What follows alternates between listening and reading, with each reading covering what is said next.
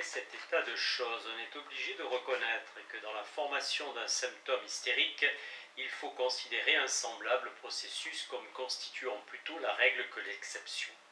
Presque toujours en recherchant la détermination de ces sortes d'états, j'ai découvert non pas un seul motif traumatisant, mais un groupe de motifs. J'ai pu parfois établir que le symptôme en question avait fait une courte apparition dès le premier traumatisme, pour disparaître ensuite, jusqu'à ce qu'un autre choc le fit ressurgir et le stabilisa. Entre cette apparition temporaire et l'installation définitive, après les premières motivations, il n'existe pourtant aucune différence essentielle. Dans la plupart des cas, on put maintes fois constater que les premiers traumatismes n'avaient laissé aucune trace, tandis qu'un traumatisme ultérieur de la même espèce provoquait un symptôme dont la suppression ne devenait possible qu'en tenant compte de toutes les motivations. Traduit en langage de la théorie de conversion, le fait indéniable de la sommation des traumatismes et de la latence première signifie qu'il y a conversion de l'affect nouveau aussi bien que de l'ancien, et cette notion explique entièrement la contradiction qui semble exister dans l'histoire et l'analyse de Fraulein Elisabeth von Hère. Chacun sait que les normaux supportent dans une certaine mesure dans leur conscient la persistance de nombreuses représentations chargées d'affects non liquidés. Ce que je soutiens justement ici ne fait que rapprocher le comportement de l'hystérique de celui du normal.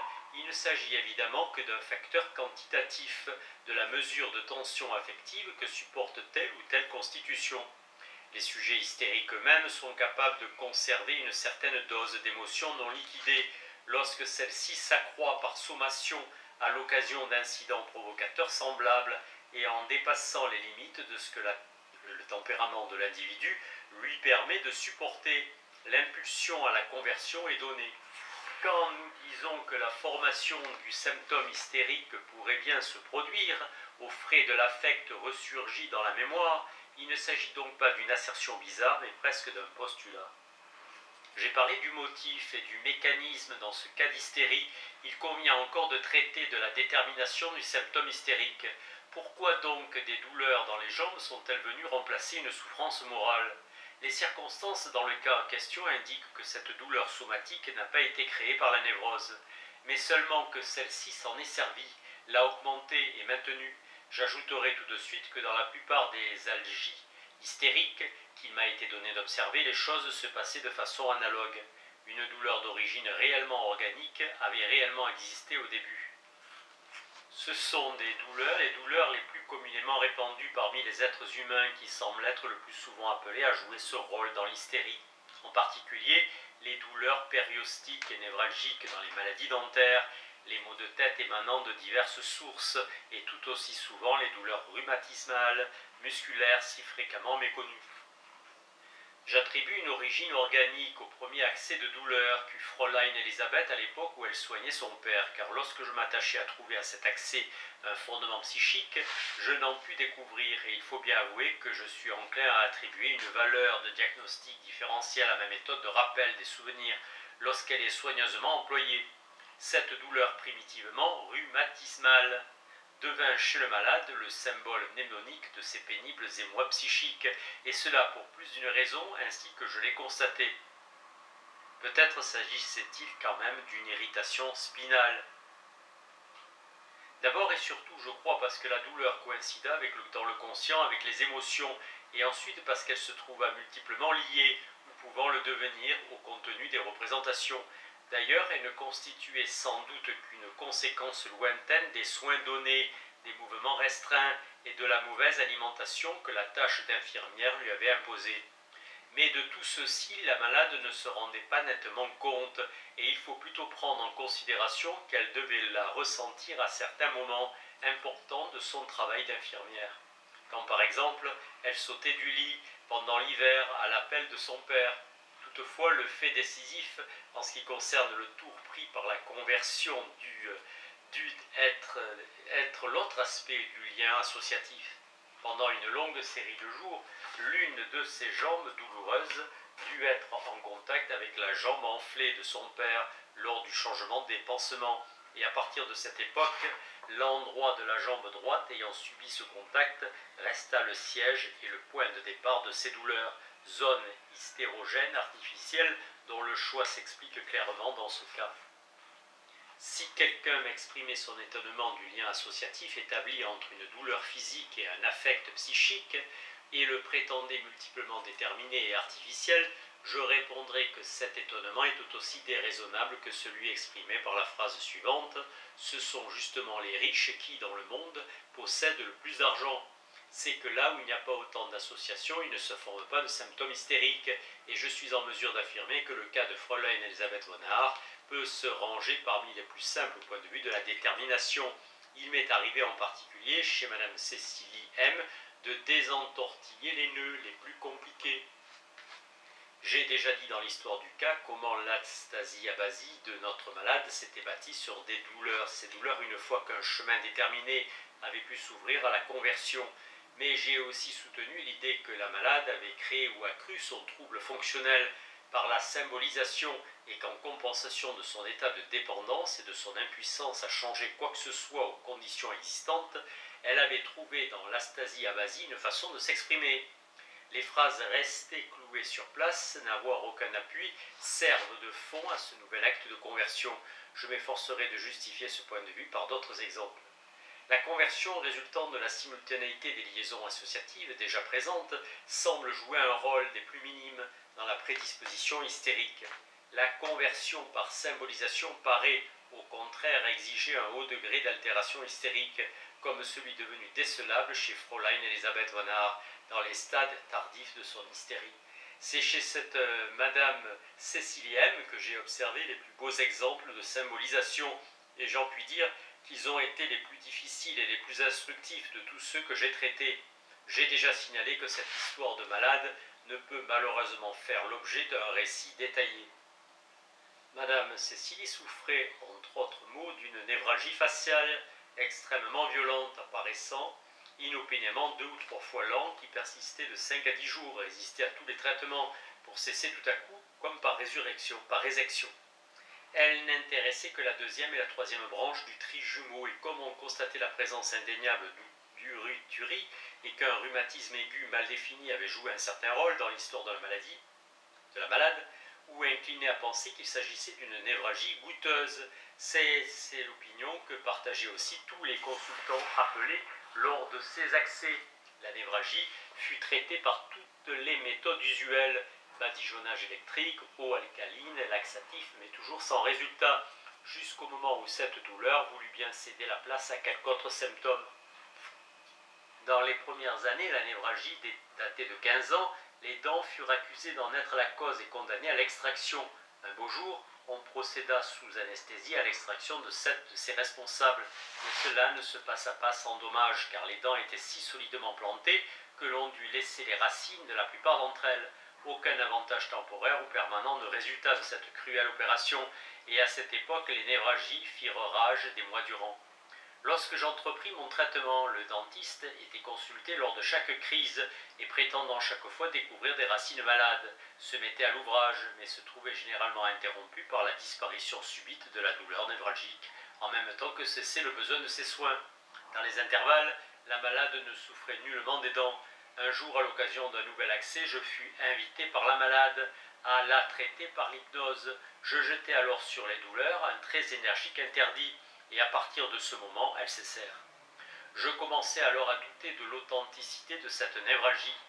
1 an environ s'était écoulé depuis ce succès thérapeutique, quand la maladie de Madame Cécilie prit un nouveau tour surprenant. D'autres états, différents de ceux des années précédentes, se déclarèrent tout à coup, mais la malade déclara, après réflexion, qu'il n'était pas nouveau et s'était réparti tout au long de sa maladie vieille de 30 ans. Et de fait, il se produisit une quantité étonnante de manifestations hystériques que la patiente chercha à localiser à leur place réelle dans le passé. Bientôt aussi survinrent les associations d'idées, souvent très embrouillées, qui déterminaient l'ordre de ces accès. Il s'agissait en quelque sorte d'images en série avec commentaires. Pitre, dans son exposé du délire ecmnésique, doit avoir envisagé quelque chose de semblable. La façon dont se répétait un état hystérique de ce genre, appartenant au passé, était des plus singulières. La malade, très bien disposée jusqu'à ce moment-là, devenait la proie d'un certain état d'âme pathologique, d'une teinte particulière dont elle méconnaissait chaque fois le caractère et qu'elle attribuait à quelque incident banal et récent. Ensuite, en même temps que l'humeur s'assombrissait, se succédaient des symptômes hystériques. Hallucinations, douleurs, crampes, longues déclamations. Finalement surgissait un événement du passé qui expliquait l'état d'âme initial et pouvait avoir déterminé le symptôme actuel. Tout redevenait clair avec cette dernière partie de la crise. Les troubles disparaissaient comme par enchantement et le bien-être s'instaurait à nouveau jusqu'au prochain accès, 12 heures plus tard. On m'appelait généralement au moment de la pleine crise. J'utilisais l'hypnose, suscitais la reproduction de l'incident traumatisant et par certains artifices hâtais la fin de l'accès. Après avoir traversé avec la malade plusieurs centaines de ces cycles, je me trouvais posséder les renseignements les plus instructifs sur la détermination des symptômes hystériques. En outre, l'observation de ce cas remarquable, faite en commun avec Breuer, nous incita à publier tout de suite notre communication préliminaire. Tout cet ensemble d'associations amena finalement la malade à parler aussi de sa névralgie faciale que j'avais moi-même pu traiter. J'étais curieux de savoir si nous découvririons là encore une cause psychique. Alors que j'essayais d'évoquer la scène traumatisante, la patiente se trouva replacée à une époque de grande susceptibilité sentimentale à l'égard de son mari. Elle me rapporta une conversation qu'elle avait eue avec lui, une remarque qu'il avait faite et qui l'avait péniblement frappée. Puis elle porta tout à coup la main à sa joue, devenue douloureuse au point qu'elle se mit à pousser des cris de douleur et s'écria « C'est comme un coup reçu en plein visage ». La douleur et l'accès trouvèrent là leur point final. Sans aucun doute, il s'agissait d'une symbolisation. Elle avait réellement ressenti comme un coup en plein visage, mais ici, chacun va demander par quel phénomène la sensation de ce coup a pu s'extérioriser, prendre la forme d'une névralgie du trijumeau, se limiter au deuxième et troisième rameau, s'intensifier quand la jeune femme ouvrait la bouche, quand elle mastiquait et non quand elle parlait. Le jour suivant, la névralgie avait fait sa réapparition, et pour disparaître à nouveau lors de la reproduction d'une autre scène où il était également question d'une prétendue offense. Tout se passa de la même façon pendant 9 jours. Il semblait que les affronts subis au cours de plusieurs années, surtout par des paroles, eussent provoqué par le moyen de la symbolisation de nouveaux accès de cette névralgie faciale. Nous réussîmes enfin à pénétrer jusqu'au premier accès de névralgie remontant à plus de 15 ans. Ici, pas de symbolisation, mais une conversion par simultanéité. Il s'agissait d'un spectacle pénible ayant suscité chez elle des remords et qui l'avait poussée à chasser d'autres associations. C'était donc un cas de conflit et de défense. L'éclosion de la névralgie à ce moment-là serait inexplicable si l'on refusait d'admettre que la patiente avait alors été atteinte de légères douleurs dentaires ou faciales, ce qui n'était pas invraisemblable puisqu'elle se trouvait justement dans les premiers mois de sa première grossesse. On s'explique ainsi que cette névralgie soit devenue par la voie habituelle de la conversion la marque d'une trouble psychologique déterminée et que plus tard elle ait pu être réveillée par résonance associative des pensées, par conversion symbolisante. C'est là un phénomène semblable à celui que nous avons observé chez Fräulein Elisabeth von Arx. Je citerai ici un second exemple capable de montrer entre autres conditions nécessaires l'activité de la symbolisation. À une certaine époque, Madame Cécilie se plaignit d'une violente douleur au talon droit, des lancements à chaque pas qu'elle faisait, ce qui lui rendait toute marche impossible. L'analyse nous ramena à une certaine époque où la patiente avait séjourné dans une maison de santé étrangère. Elle était demeurée 8 jours alitée, après quoi elle fut décidé que le médecin de l'établissement viendrait la chercher pour la première fois afin de la conduire à la salle à manger commune.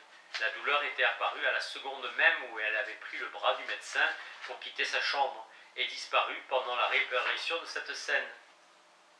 Quand la patiente déclara avoir été dominée par la crainte de ne pas se présenter comme il faudrait devant tous ces étrangers.